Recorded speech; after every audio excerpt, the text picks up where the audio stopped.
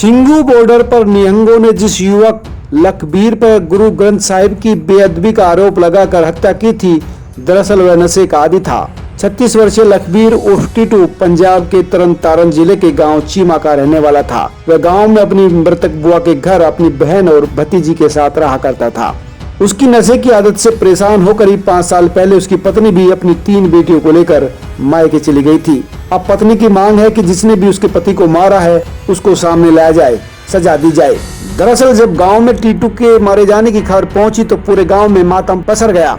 हर कोई टीटू के घर पहुंच रहा था और पता कर रहा था कि आखिर हुआ क्या। पुलिस ने भी मौके पर जाकर जांच और पूछताछ की। लखबीर उर्फ टीटू इस समय गांव चीमा में रहता था, लेकिन वह मूल रूप से गांव कलश का था।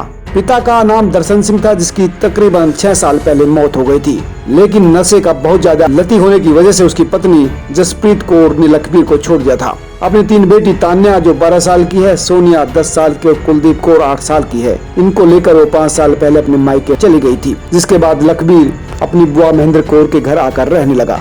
लखबीर की बहन राज कौर ने बताया कि उसका पति मांगा की भी मौत करीब 10 साल पहले हो चुकी है। पति की मौत के बाद से ही वे बुआ के पास आकर रहने लगी। 5 साल पहले भाई टीटू भी वहीं आकर रहने लगा, क्योंकि उसकी पत्नी भी छोड़कर चली गई थी।